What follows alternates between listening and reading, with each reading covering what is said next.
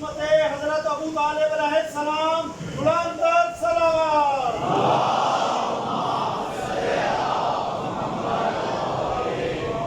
اعوذ باللہ من الشیطان الرجیم. بسم اللہ الرحمن الرحیم.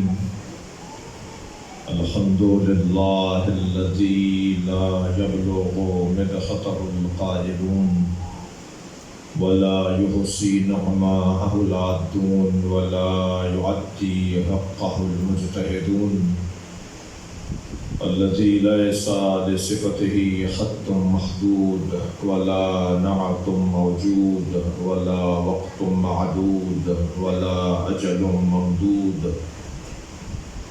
فطر الخلائق بقدرته ونشر الرياح برحمته. الصلاة والسلام على الرسول المسدد المصطفى الأمجد المحمود الأحمد سيدنا ومولانا ومولى الكونين جد الحسن والحسين وعاني أبا القاسم محمد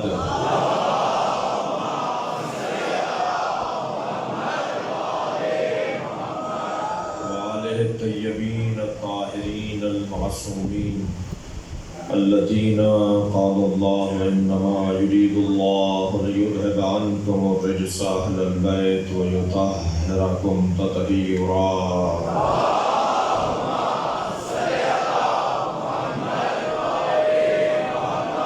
ولعنة الله على أعدائهم أجمعين من يوم عداوتهم إلى قيام يوم الدين. أما بعد قال الحكيم في قرآن الكريم بسم الله الرحمن الرحيم.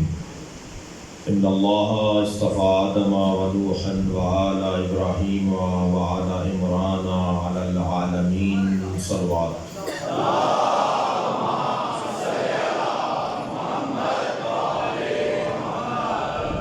سورہ مبارکہ آل عمران کی 33ویں آیت. اللہ دو شخصیتوں کا ذکر کر رہا ہے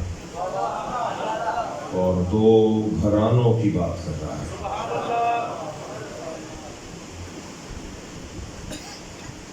ایک لفظ استعمال ہوتا ہے شخص، ایک لفظ استعمال ہوتا ہے شخصیت. شخص مثلا سید سکندر علی زیدی، والد کا نام، بھائیوں کے نام، خاندان، علاقہ، تعلیم، عزیز و قارب. جب یہ والی گفتگو ہوگی تو اسے کہا جائے گا شخص کا تعارف. جو ان کے اختیار میں نہیں تھا، جو اللہ نے جن ماں باپ کے گھر پیدا کر دیا، جس زبان بولنے والا اللہ نے ہمیں خلق کر دیا، جس ملک اور شہر میں ہمیں پیدا کر دیا، یہ ہمارے ہاتھ میں نہیں ہے. شخص کا تعارف جبری ہے، اور ایک مرتبہ کہا جائے گا کہ یہ ڈاکٹر ہیں، یہ انجینئر ہیں، یہ شاعر ہیں، یہ نعت خوان ہیں، منقبت خوان ہیں. تو یہ تعارف ہے شخصیت کا تعارف. یعنی میں اگر لفظ بدل کے کہوں تو اگر خلق کی بات ہوگی تو وہ شخص کا تعارف ہے، اور اگر خلق کی بات ہوگی تو وہ شخصیت کا تعارف ہے. صلوات پڑھیں ذرا محمد.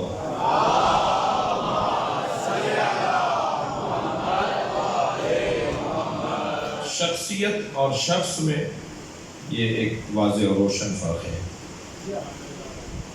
شخصیت، شخص بھی قتل ہوتا ہے اور شخصیت بھی قتل ہوتی ہے. شخص بھی زندہ ہوتا ہے اور شخصیت بھی زندہ ہوتی ہے. شخص اگر قتل کیا جائے تو یہ گھر میں اسلحے کا استعمال، زہر کا استعمال، کوئی دہشت گردی کا استعمال، اس سے وہ شخص کا قتل ہوگا. مگر شخصیت کا جو قتل ہے تو کسی گرم اسلحے سے شخصیت کو قتل نہیں کیا جا سکتا۔ شخصیت کا قتل 3 چیزوں سے ہوتا ہے، یعنی شخصیت کو مارنے کے 3 اسلحے ہیں۔ سب سے پہلا اسلحہ جو شخصیت کو قتل کرتا ہے وہ ہے جہالت۔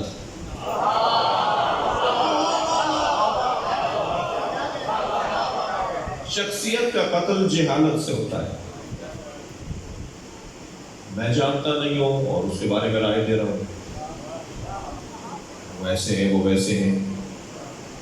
میرے مولا فرماتے ہیں کہ الناس و اعداء ما جہلوا، شخصیت کا قتل ایک جہالت سبب ہے۔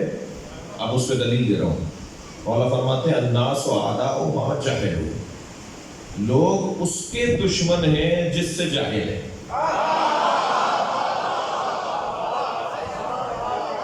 جہالت خود ایک بہت بڑا اسلحہ ہے شخصیت کے قتل کے لیے۔ جب شخصیتیں قتل ہوتی ہیں جہالت سے تو مکتب قتل نہیں ہوں گے، نظریے قتل نہیں ہوں گے۔ لہذا اگر کوئی تشیع کے بارے میں ایسی کوئی بات کرتا ہے جو دشمنی کی ہے تو مان لیجئے جاہل ہے۔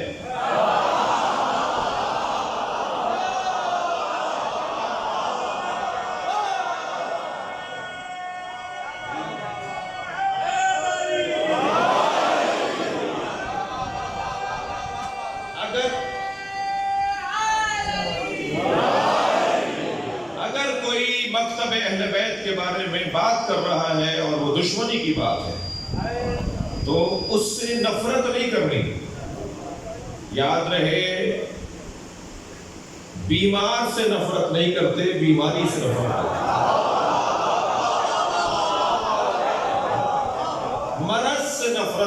مرض سے نفرت ہوتی ہے، مریض سے نفرت نہیں ہوتی۔ ڈاکٹر مریضوں سے پیار کرتا ہے اور اس کے مرض سے نفرت کرتا ہے۔ اور جب کسی سے نفرت کی جاتی ہے تو یعنی اس کو ختم کرنا چاہتا ہے، سیدھی سی بات ہے۔ خدا نخواستہ اگر کسی کو مجھ سے نفرت ہوگی تو گویا وہ میرے وجود کو ختم کرنا چاہتا ہے۔ تو یہ منافرت جو ہے، نفرت، یہ انتہائی خطرناک چیز ہے۔ کسی سے بھی نفرت شدت اور ضعف کا شکار رہے گی، شدید ہو جائے گی، کبھی کمزور ہو جائے گی نفرت، جیسے جیسے معلومات میں کمی اور بہتری آتی چلی جائے گی۔ خدا کے واسطے میں اپنے کم سن ساتھیوں سے کہہ رہا ہوں، جس کے بارے میں بھی نفرت دماغ میں آئے، وہ سنی ہو، وہ دیوبندی ہو، وہ بریلوی ہو، وہ قادیانی ہو، وہ عیسائی ہو، وہ یہودی ہو، بھائی میں ابتدا اور تمہید سے گزر رہا ہوں، جس کے بارے میں نے تو پھر کسی دوست کے بارے میں، کسی پڑوسی کے بارے میں، کسی ملنے والے کے بارے میں جب کبھی نفرت ذہن میں آئے تو خبردار اس کے بارے میں مطالعہ شروع کر دینا۔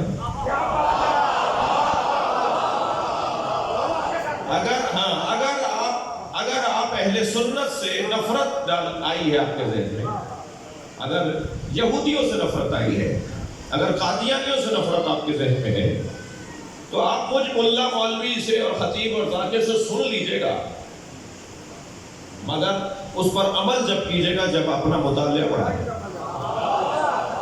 اگر کسی سے بھی نفرت کر رہی ہے بغیر اسے پڑھے نفرت کرنا پشیمانی اور شرمندگی آور ہے۔ انسان شرمندہ ہو جاتا ہے کسی سے نفرت جہالت کی بنیاد پر جب کرتا ہے۔ میں آپ کو دعوت دے رہا ہوں، مکتب اہل بیت کے علاوہ جتنے بھی مکاتب ہیں ان سب کو پڑھو۔ پڑھیں کہ بریلویوں کا مزاج کیا ہے، ان کی تعلیمات کیا ہیں، ان کے فتاویٰ کیا ہیں، ان کے نظریات کیا ہیں۔ عزیزان گرامی، یہ مجمع علی کے مریدوں کا مجمع ہے اور علی کے مریدوں کا کوئی تعلق جہالت سے نہیں ہے۔ خبردار جہالت اور امام بارگاہ، صلوات پڑھیں ذرا محمد و آل محمد۔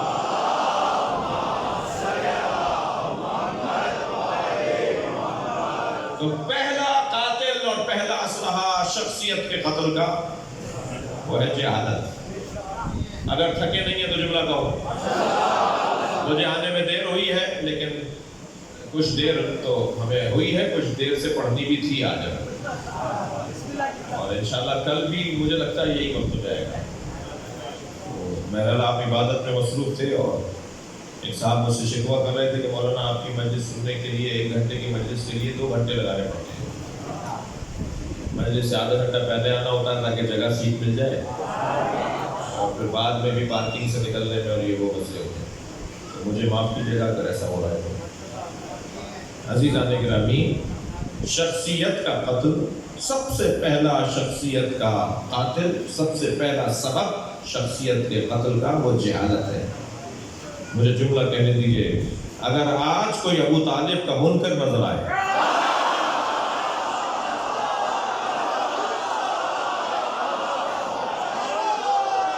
صلوات پڑھیں گے محمد و آل محمد.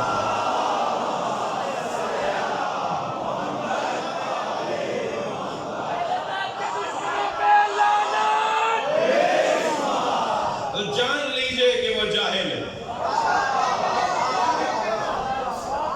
اس کے علم میں اضافہ کروائیے, اسے معلومات فراہم کیجئے, اور اس سے پیار اس لیے کیجئے کہ وہ بیمار ہے.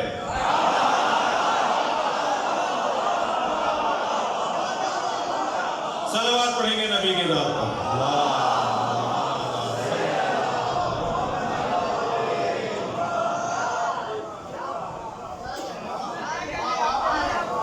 ایمان نہیں لائے تھے, کلمہ نہیں پڑھا تھا, سرکار دو جہاں نے آخری وقت میں کان میں فرمایا کہ چچا کلمہ پڑھ لیجئے.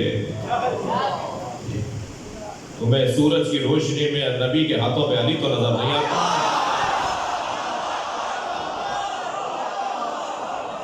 یہ کان کی باتیں تم نے سن لی,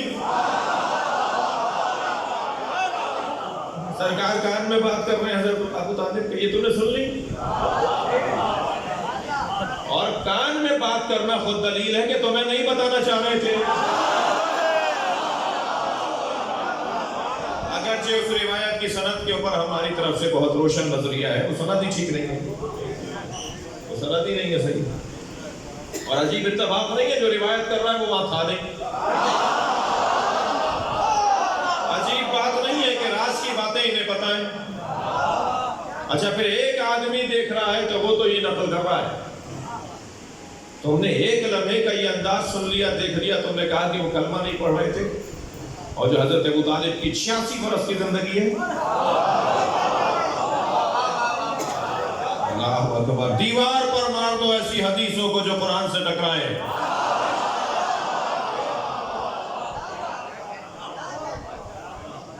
دیوار پہ مارنا ایسی حدیثوں کو جو قرآن سے ٹکرائے. وہ حدیث ہی نہیں ہے جو قرآن سے ٹکرائے. اگر کسی حدیث میں اس طرح سے مل رہا ہے کہ معاذ اللہ کو کلمہ نہیں پڑھا تھا, تو تم نے قرآن کی آیت سورہ انفال کی 74ویں آیت نہیں پڑھی؟ والذین آووا ونصروا اولئک هم المؤمنون حقا لهم مغفرۃ ورزق کریم. جنہوں نے نبی کو پناہ دی, جنہوں نے نبی کی مدد کی, وہی واقعی مومن ہے.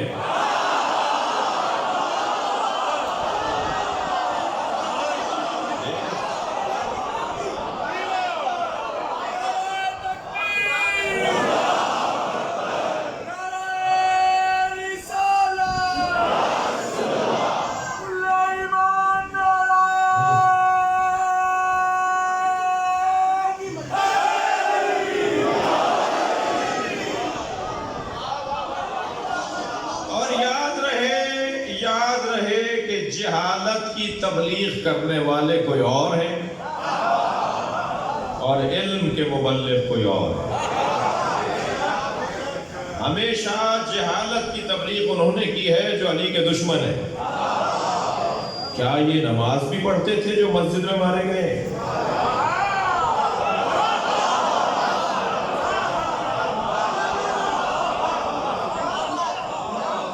سو جاؤ علی آ جائے گا. بچوں کو شام کی مائیں ڈرا کر سلاتی تھی, بچے ڈر کے سو جاتے تھے کہ علی نہ آ جائے. یعنی علی کو ایک معاذ اللہ دہشت پھیلانے والا اور دہشت کا عنوان. یہ طریقہ جہالت عام کرنا. یہ بچوں کو کاٹ کے کھلاتے ہیں نیاز میں, یہ نیاز میں تھوکتے ہیں. یہ سارے طریقے وہی ہیں. علی مسجد میں کیا کر رہے تھے؟ کیا علی نماز بھی پڑھتے تھے؟ اتنا علی بن ابی طالب سے جہالت پھیلا کر دور کر دو کہ کہیں علی اثر نہ کر جائے. یہ والی باتیں آج بھی ہوتی ہے.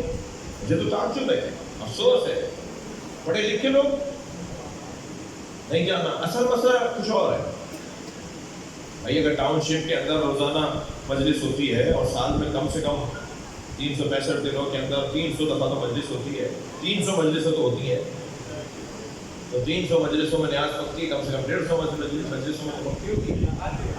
اور 150 مجلسوں میں اگر نیاز پکتی ہے تو پھر کوئی 150 بچے تو گم ہوئے ہوتے ہیں.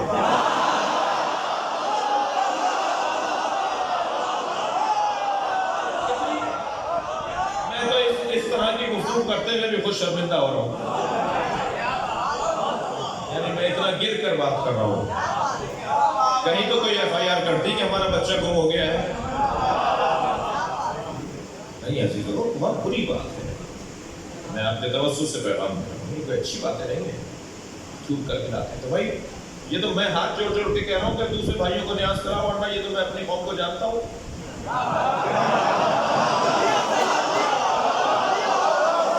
یہ تو اپنے لیے پکاتے ہیں بھائی. جو نیاز انہوں نے پکائی اپنے لیے تو اس میں تھوکیں گے. یہ تو میں بہت عرصے سے گزارش کر رہا ہوں کہ خبردار جو نیاز نہ کھاتا ہو اسے نیاز بھیجو,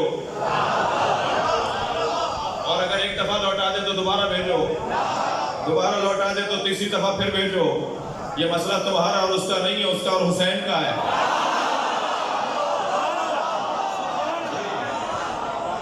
ہمارا کام ہے مولا کی, ہمارا کام ہے مولا کی نیاز بھیجنا. وہ اگر واپس کرنے کا ناراض نہیں ہو. چھوٹی باتیں ہیں. جہاں کسی طرح علم کو دیکھو گے تو نکاح باطل ہو جائے. میں نہیں جانا چاہتا جس سے نکاح باطل ہوتا ہے وہ تو لیے پھر رہے ہو.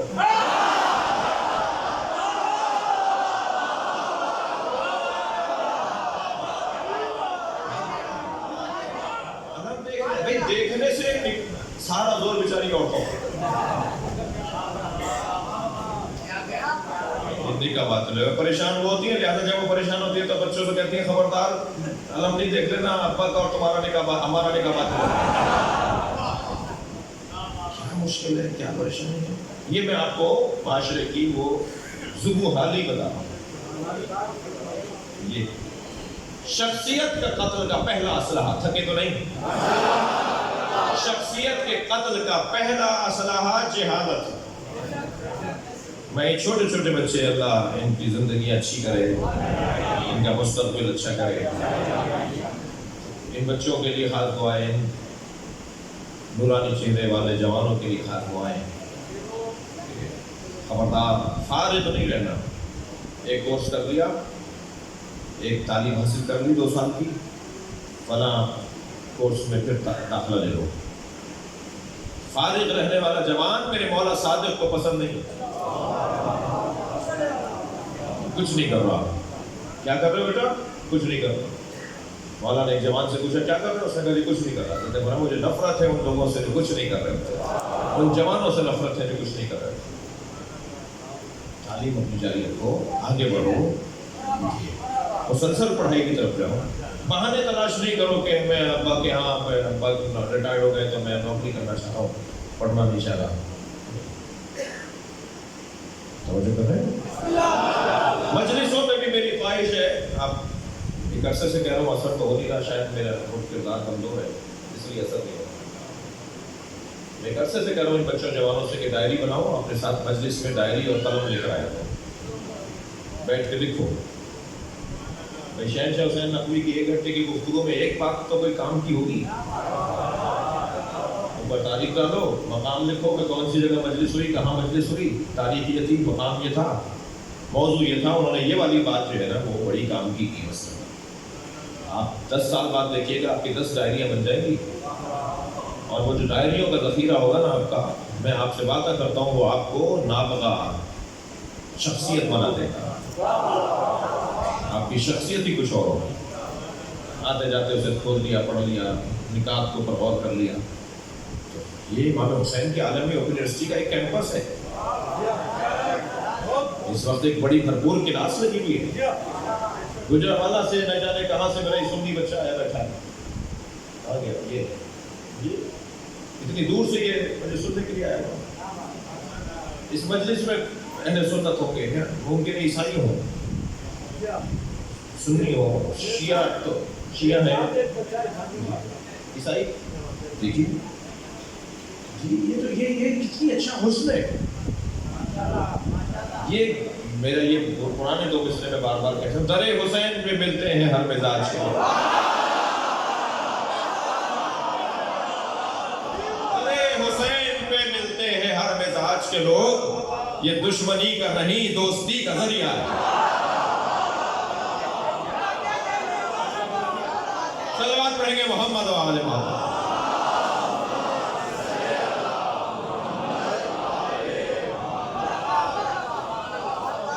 اس سے اچھا لائیں اپنے پاس کاغذ قلم اور ڈائریاں بنائیں اور لکھیں کہ آپ نے فلاں مجلس میں کیا حاصل کیا۔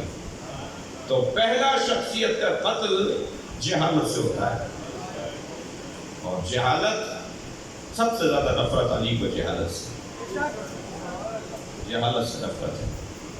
میرے مولا نبی کے ساتھ جو کچھ ہوا کسی نبی کے ساتھ نہیں ہوا۔ فرمایا ما اوتی نبی قط کما اوتیت، کسی نبی کو اتنی اذیتیں نہیں پہنچائی گئی جتنا مجھ مصطفیٰ کو اذیتیں پہنچائی گئی۔ ایک آدمی کھڑے ہو کے کہہ رہا ہے سرکار آخری حیات طیبہ کے آخری ایام میں نبی نے فرمایا کہ کچھ دعاؤں کا کہا گیا تھا، ان دعاؤں اور حاجات کی برابری کے لیے صلوات پڑھیں۔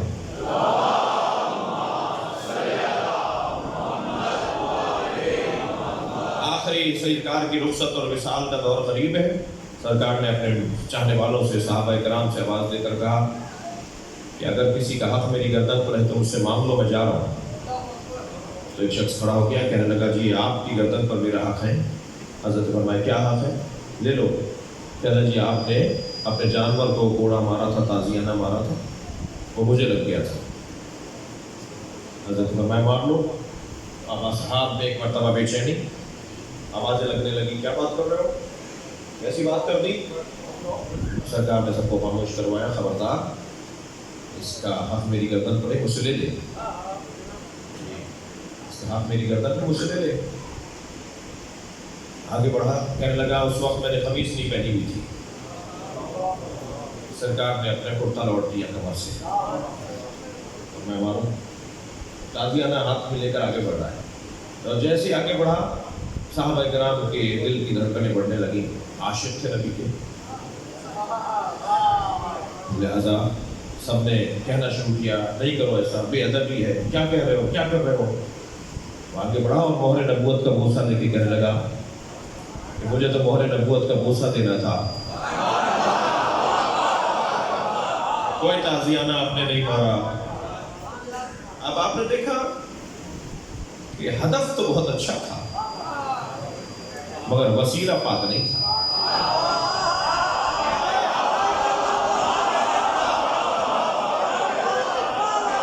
مقصد اگر اچھا ہو تو ذریعہ بھی اچھا ہونا چاہیے۔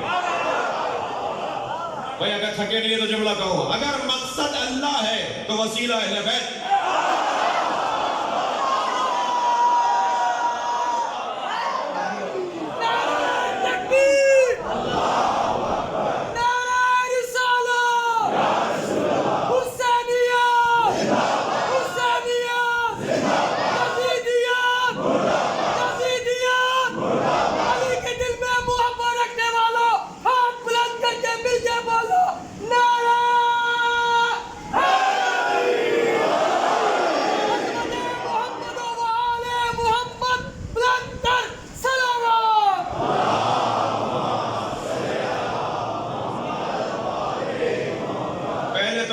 مکرم اپنے جانور کو مارتے ہی نہیں تھے۔ سرکار کے ہاتھ میں تلوار تازیانہ رحمت للعالمین کیا ہے۔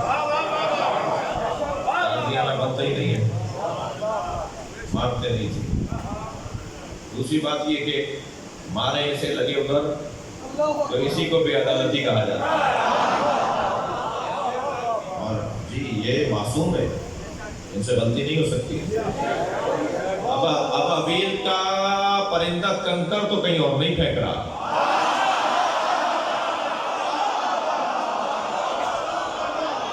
ہاتھیوں پر پھینکے تو ہاتھیوں کے ہی لگے نا. ایک کنکر بھی اب ابیل کے پرندے کا کہیں اور جا کے نہیں گرا. کیوں؟ وَأَرْسَلَ عَلَيْهِمْ طَيْرًا أَبَابِيلَ, کیونکہ ہم نے بھیجا تھا پرندہ. بھیجا ہوا جانور بھی غلطی نہیں کرتا.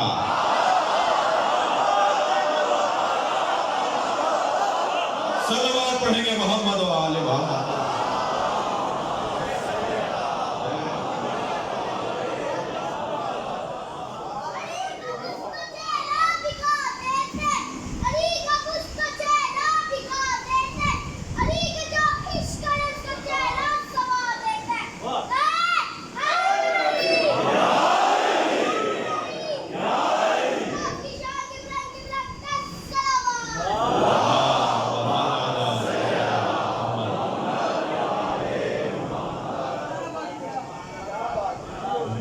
نعرہ لگاؤ گے؟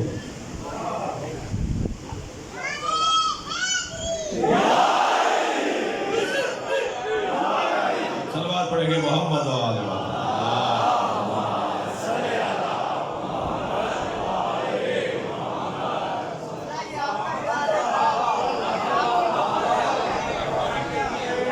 ایک اور بہتر صلوات.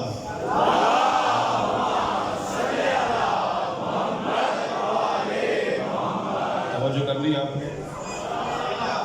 نبی کے مہر مبارک کا بوسہ دیا اور کہا کہ کون سا تازیانہ کیسا بدلا, مجھے تو مہر نبوت کا بوسہ دینا تھا. بھائی اگر آپ جملہ سن لیں, ہدیہ کر دوں. معراج صحابیت یہ ہے کہ مہر نبوت کی زیارت کر لیں.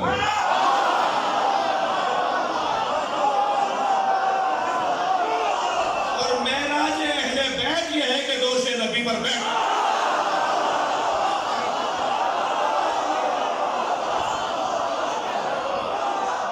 لبیک یا حسین,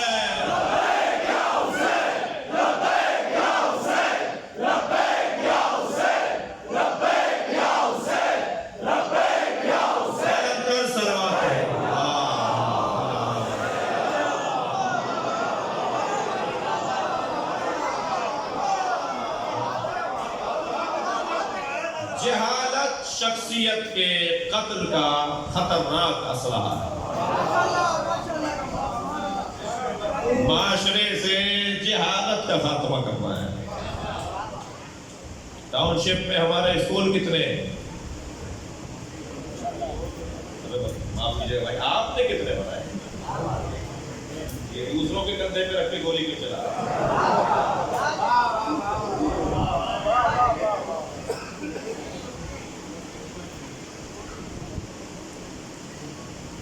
اسکول بنائیے. مجھے پتا ہے باہر روڈ پورا بھرا ہوا ہے, باہر مجمع اندر سے زیادہ ہے, اور میرے بھائیوں نے انتظامات الحمدللہ اچھے کیے ہیں. انہوں نے میری نیاز بھی یہاں لگا دی ہے.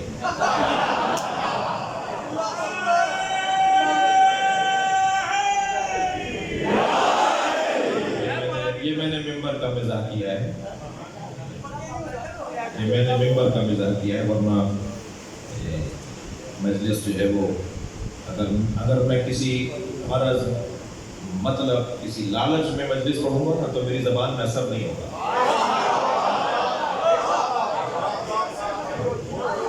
لہذا آپ کو کچھ صدقہ اتارنا ہے تبھی اتار دیں, صدقہ اتارنا ہے تبھی اتار دیں. ایک صلوات پڑھ ذرا محمد.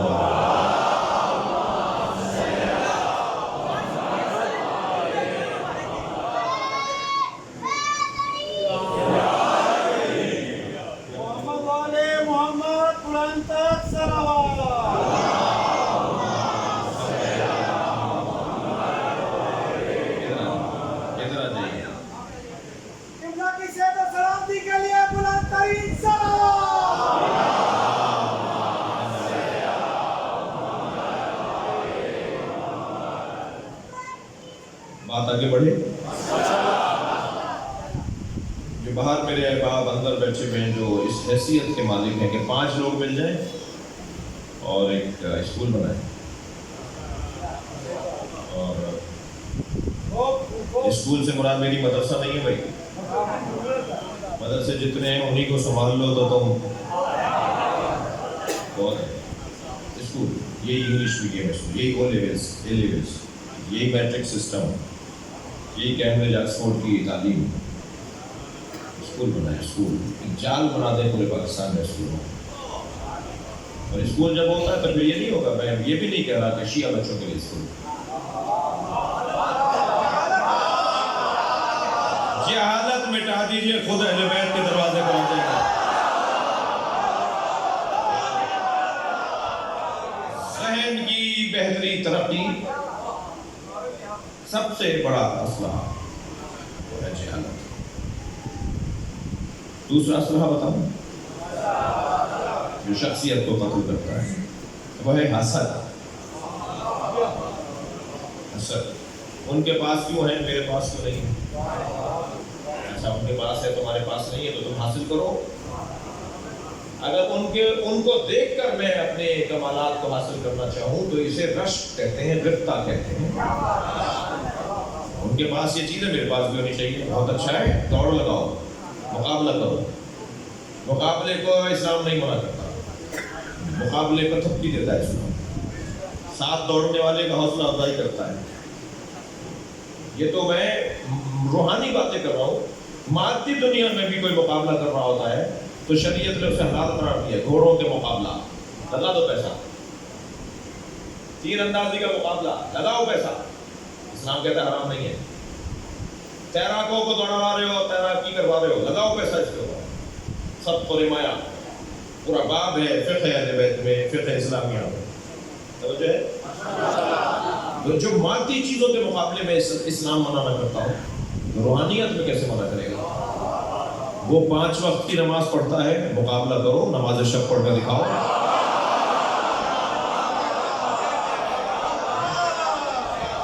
وہ 2 دفعہ کربلا گیا, مقابلہ کرو, تم 3ری دفعہ جاؤ.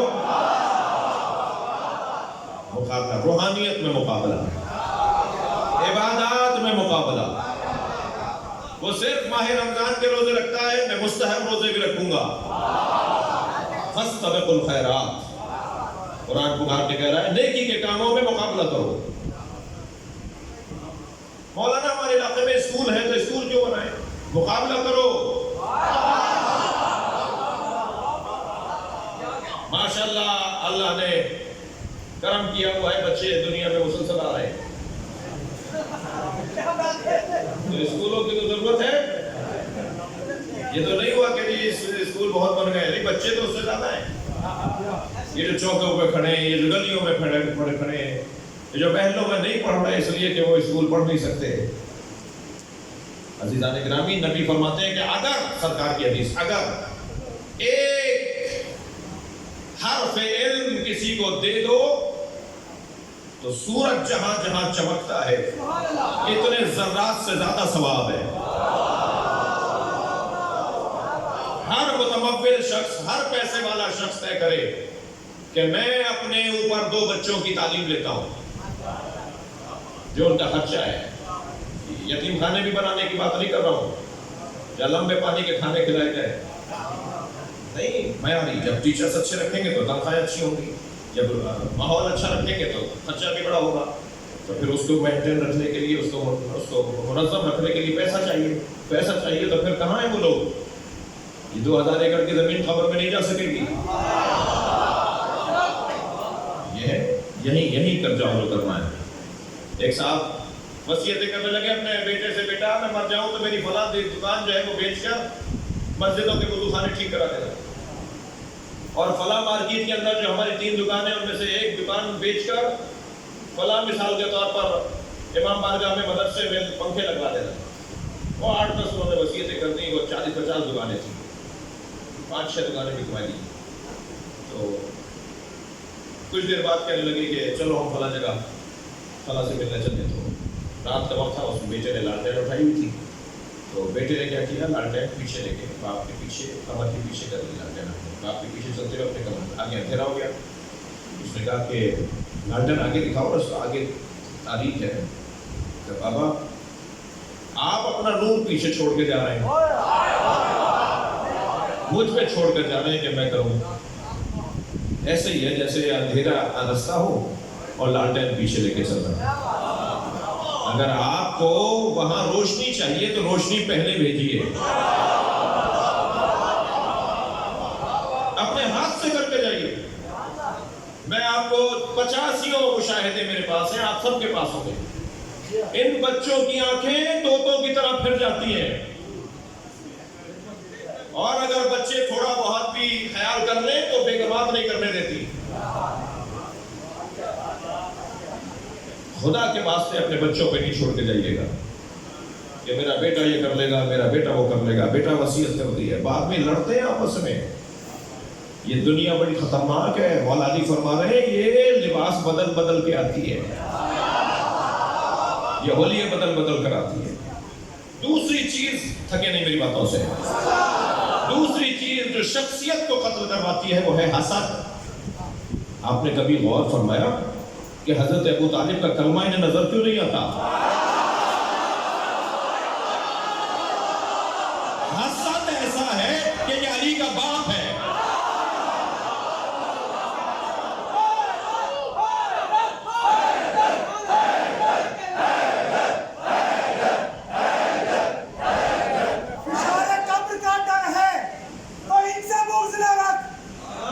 فشارے قبر کا ڈر ہے تو ان سے بغض نہ رکھ, سبھی کے باپ کا بھی باپ ہے ابو طالب.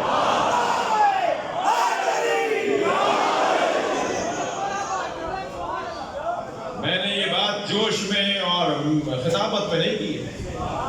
حضرت ابو بکر کے زمانے میں ایمان ابو طالب پر بحث ہی نہیں کی. حضرت عمر کے زمانے میں حضرت ابو طالب کے ایمان پر کوئی بات ہی نہیں ہے. حضرت عثمان کے زمانے میں ایمان ابو طالب پر کوئی تبصرہ ہی نہیں ہے. جب علی کو جنگیں ہروا نہ سکے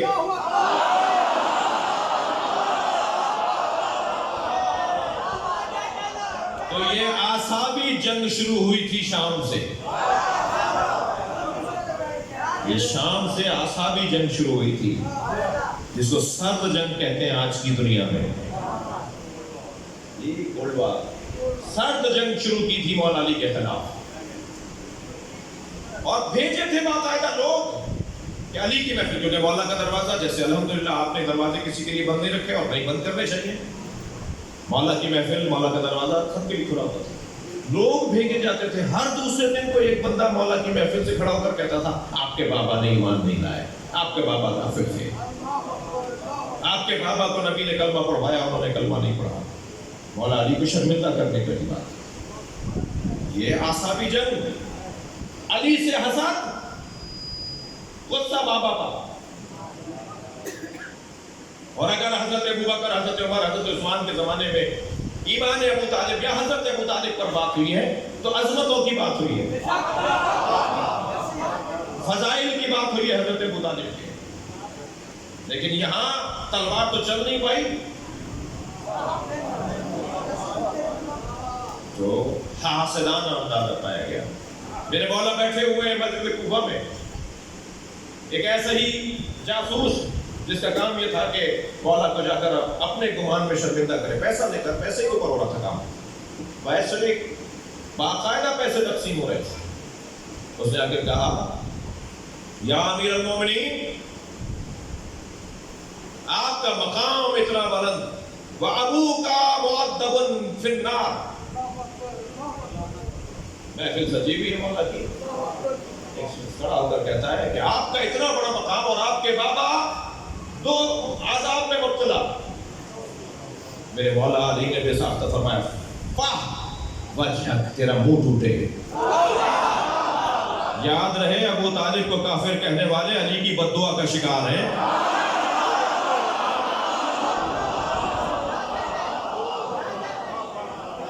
تیرا منہ ٹوٹے.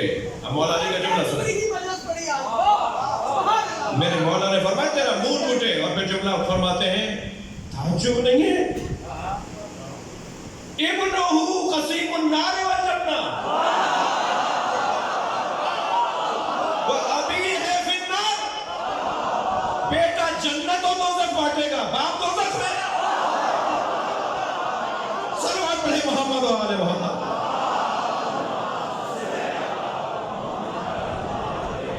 علی کی بادشاہی ہے، علی کی شہنشاہی ہے، علی اسم الہی ہے، علی کل ایمان ہے، علی حق ہے، علی حق ہے، علی کی دل میں محبت رکھنے والوں ہاتھ بلند کر کے مل کے بولو نعرہ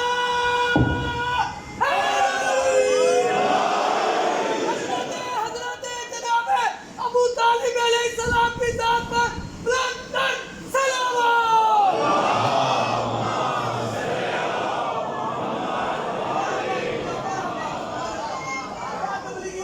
شخصیت کے قتل کے لیے دوسرا اسلحہ حسد۔ میرے مولا علی سے پوچھا، یا علی یہ آپ کے اتنے مخالف اور دشمن کیوں ہیں؟ حضرت فرمایا تم نے قرآن کی آیت نہیں پڑھی؟ ام یحسدون الناس علی ما آتاہم اللہ من فضلہ فقد آتینا علی ابراہیم الکتاب والحکمہ وآتیناہم ملکا عظیما۔ وہ لوگ ان لوگوں سے، کچھ لوگ ان لوگوں سے حسد کرتے ہیں جنہیں اللہ نے اپنے فضل سے عطا کیا ہے، اور اللہ نے آل ابراہیم کو کتاب، حکمت اور ملک عظیم عطا کیا ہے۔ فرمایا ہم ہی تو آل ابراہیم ہیں جنہیں اللہ نے قرآن دیا ہے، نبوت دی ہے، امامت دی ہے۔ اللہ نے ہمیں نعمتیں عطا کی ہیں اور اس وجہ سے ہم سے حسد ہوتا ہے۔ شخصیت کا قتل، حسد۔ میرے بچوں جوانوں، ایسی آگ ہے حسد۔ خدا کے واسطے علی کا چاہنے والا حسد نہیں کرتا۔ کسی عزیز کو، کسی بھائی کو، کسی دوست کو، کسی رشتہ دار کو اگر کوئی نعمت ملی ہے، کوئی ترقی ملی ہے، کوئی پیسہ آیا ہے، کوئی گاڑی لے لی اس نے، کوئی گھر بنا لیا اس نے، تو اللہ کا شکر ادا کرو کہ اللہ نے میرے عزیز کو ترقی دی ہے، میرے ایک دوست کو ترقی دے دی ہے۔ خبردار، اہل بیت کے چاہنے والے حسد نہیں کرتے، اس لیے کہ یہ وہ اسلحہ ہے جس نے اہل بیت کو اذیت پہنچائی ہے۔ ہمارے پاس یہ اسلحہ ہے ہی نہیں۔ پھینک دو اٹھا کر اس اسلحے کو، حسد کا مزاج ختم کر دیا جائے، کوئی کسی سے نہ جلے، چھوٹا دماغ نہ رکھے۔ خبردار، امام سجاد کے ماننے والے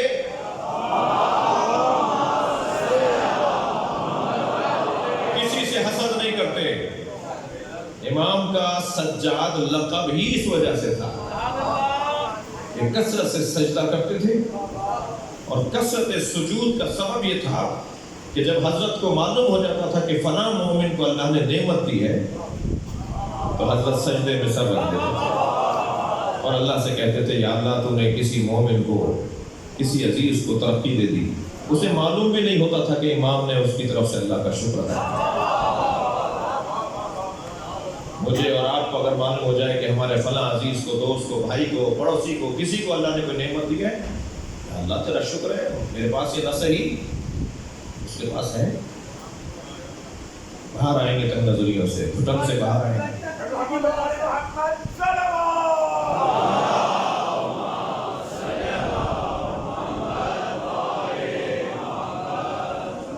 محمد والے محمد بلند تر صلوات۔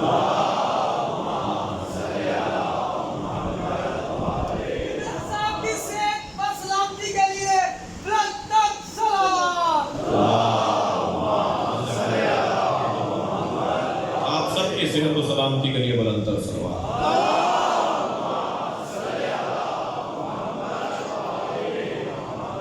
بہت رلایا، بہت تکلیف دی۔ خبردار، چاہنے والے نہ رلائیں، محبت کرنے والے تکلیف نہ دیں۔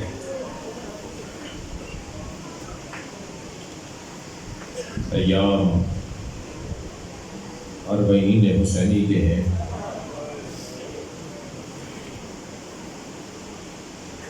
قافلہ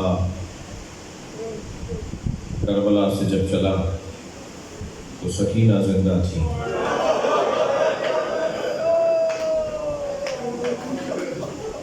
جب کہیں قافلہ رکتا تھا اور رسیاں کھولی جاتی تھیں تو جناب سکینہ بھائی سجاد کے پیروں سے کانٹے نکالتے اجرکم اللہ۔ کبھی غور کیا کہ اس بچی کی رحلت کیسے ہوتی؟ حسین کے سینے پہ سونے والی 4 سالہ بچی،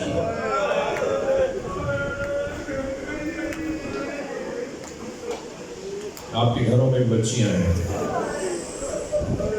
بچیوں میں اور بچوں میں، لڑکوں میں لڑکیوں میں فرق ہے۔ لڑکیاں بچیاں اللہ کے یہاں سے محبت لے کر آتی ہیں۔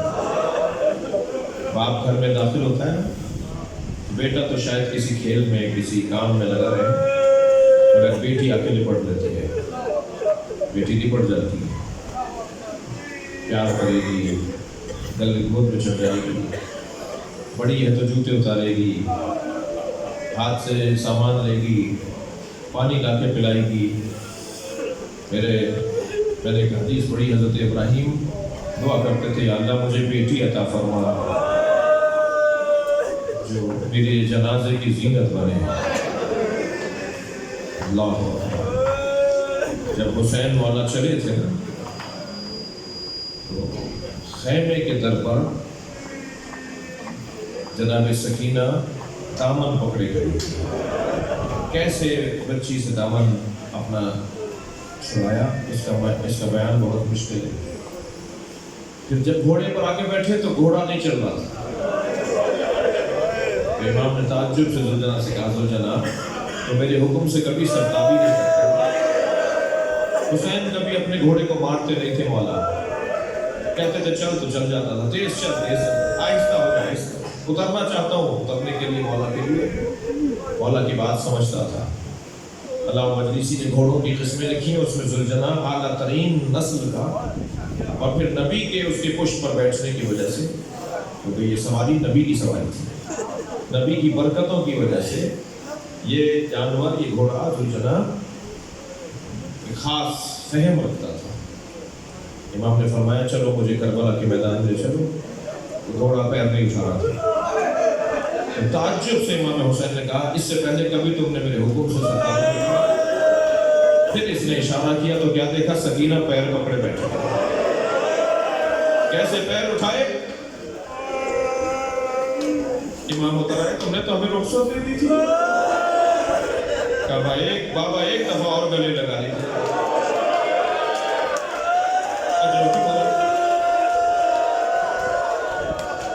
امام نے اپنی بچی کو گلے لگا، چند لمحوں کے بعد کہنے لگی بابا الوداع، بابا جائیے۔ امام نے فرمایا سکینہ ایسے کیوں ہمیں چھوڑ رہی ہو؟ فرمانے لگی بابا میرے کان میں دادی زہرا کی آواز آ رہی ہے، سکینہ میں مقتل میں اپنے حسین کا انتظار کر رہی ہوں۔ گئے میرے مولا میدان کربلا، وہ جنگ اور جہاد کیا مولا نے، کہہ لیجئے آج کے حساب سے کوئی 1 سے 1.5 گھنٹے امام حسین نے اپنی شجاعت کے جوہر دکھائے تاکہ بتا سکے میں مجبور نہیں تھا، میں تلوار چلانا چاہتا ہوں۔ 3 لشکروں کو حسین نے مخلوط کر دیا۔ 3 لشکر تھے، یزیدی، میمنہ، میسرہ، قلب لشکر، تینوں کے لباس علیحدہ تھے، تینوں کے انداز علیحدہ تھے۔ امام نے چند لمحوں میں، کچھ ہی لمحوں میں تینوں لشکروں کو مخلوط کر دیا، وہاں کے سپاہی وہاں، وہاں کے وہاں، اور طے نہیں کر پا رہے تھے کہ سردار کہاں ہے، حکم دینے والا کہاں ہے، اور پھر اتنا الجھ رہے تھے کہ انہیں ہر طرف سے حسین آتے نظر آتے تھے۔ ایک سپاہی نے حضرت مختار کے دربار میں کہا کہ میں نے تو ہر طرف سے حسین کو آتے دیکھا، میں وہاں سے بچ کے بھاگتا تھا تو یہاں حسین مل رہا۔ پھر سپاہی کہنے لگے علمان بچاؤ، ایک دوسرے سے کہتے بچاؤ حسین مار دے گا۔ اکیلے امام حسین کی جنگ، اور جب یہ کیفیت ہونے لگی نا کہ سپاہی بھاگ بھاگ کر کہتے بچو بچو علمان بچو، تو اس وقت امام حسین گھوڑے کی پشت پہ کھڑے ہو گئے اور نہر کی طرف رک کر کے کہا عباس اٹھو، اپنے اکیلے والا کی جنگ دیکھو۔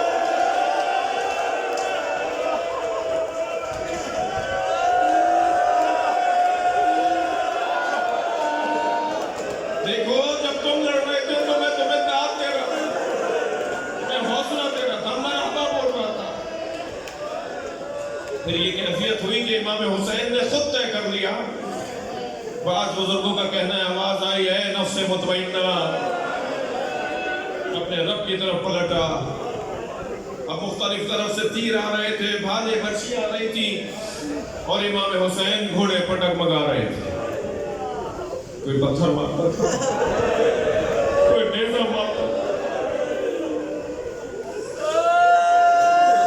6 مہینے سے سفر پر تھا عبداللہ ابن ابی غازی. وہ کوفے میں لوٹا تو اس نے دیکھا کہ بازار بند ہے, دکانیں بند ہیں, کوئی چہل پہل نظر نہیں آ رہی, کوئی مرد نظر نہیں آ رہا. پریشان سوچنے لگا آخر کوفے والے کہاں چلے گئے. گھر میں داخل ہوا تو بیٹی نے بڑھ کر استقبال کیا. بیٹی سے کہنا بیٹا یہ کوفے والے کہاں چلے گئے, سناٹا ہے پورے کوفے میں, میں 6 مہینے بعد آیا ہوں. کہ بابا کچھ فاصلے پر ایسے جا کر ایک بیابان ہے جسے کرب و بلا کہتے ہیں, وہاں ایک باغی نے فروش کیا ہے اور حاکم وقت کا اعلان ہے کہ اگر اس باغی کو مارنے کوفے کا کوئی بندہ نہ گیا تو اسے سزا دی جائے گی. بابا کہیں مخبری نہ ہو جائے کہ آپ گھر میں تھے, جلدی چلے جائیے, باغی کو مارنے چاہیے. عبداللہ کہتا ہے اس کا نام کیا ہے باغی کا؟ کہ نہیں نام نہیں بتایا گیا. کہتا ہے میں نے اپنی جان کی خاطر دوبارہ گھوڑا تیار کیا, نکلنے لگا تو بیٹی نے رخصت کرتے ہوئے کہا بابا جنگ پر جا رہے ہیں اور جنگوں میں مال غنیمت بھی ملتا ہے, اگر مال غنیمت میں یمنی پتھر حقیقی یمنی مل جائے تو میرے لیے لیتے آئیے گا. عبداللہ کہتا ہے میں گھوڑے پر بیٹھ کر جب کربلا پہنچا, گھر سے تو نکلا تھا تو 3 یا 4 محرم تھی, جب میں پہنچا بے راہوں سے ہوتا ہوا کربلا میں تو عاشور کے عصر کا وقت تھا. میں نے عجیب منظر دیکھا, ہزاروں کا لشکر ہے جو ایک تنہا غریب مسافر کو مارنا چاہتے ہیں. اس کے جوان مار دیے, اس کے بچے مار دیے, اس کے بھائی مار دیے, اس کے اصحاب مار دیے. اب وہ اکیلا ہے اور زخمی بھی ہے, اور زخموں سے چور گھوڑے پر بیٹھا ہے, مگر اس کا روب ایسا ہے جہاں وہ گھوڑا موڑتا ہے فوجیں بھاگتی ہیں. میں نے ایک بھاگتے ہوئے سپاہی سے پوچھا تم یہ اکیلے سے, یہ زخمی بھی ہے, بوڑھا بھی ہے, اکیلا بھی ہے, تم اس سے ڈرتے کیوں؟ تو وہ بھاگتے ہوئے کہنے لگا اس کے ایک بھائی کا نام عباس تھا. عبداللہ کہتا ہے مجھے پھر سمجھ میں نہیں آیا کون ہے, مگر مجھے اتنا پتا تھا کہ اسے ماروں گا تو جنگ تمام ہو جائے گی. عبداللہ کہتا ہے میں نے اپنا گھوڑا ان کے گھوڑے کے پیچھے لگایا, وہ آگے تھے, میں ان کے پیچھے آیا اور کمین گاہوں سے ہوتا ہوا اتنے فاصلے پر رہ گیا کہ 10 ذراع سے کم فاصلہ تھا, 10 ہاتھوں سے کم فاصلہ رہ گیا تھا کہ میں گھوڑے کو جست لگاؤں, گھوڑا جست لے اور میں ان پر حملہ کر کے انہیں مار دوں. یہی سوچ رہا تھا انہیں مار دوں تو جنگ ٹھنڈی پڑ جائے. کہتا ہے میں نے تلوار نکال کے ارادہ کیا تو انہوں نے مڑ کر دیکھا اور کہا عبداللہ قریب آؤ.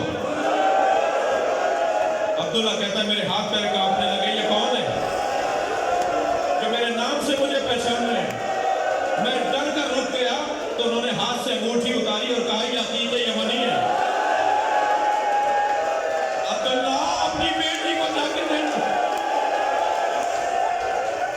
میں باغی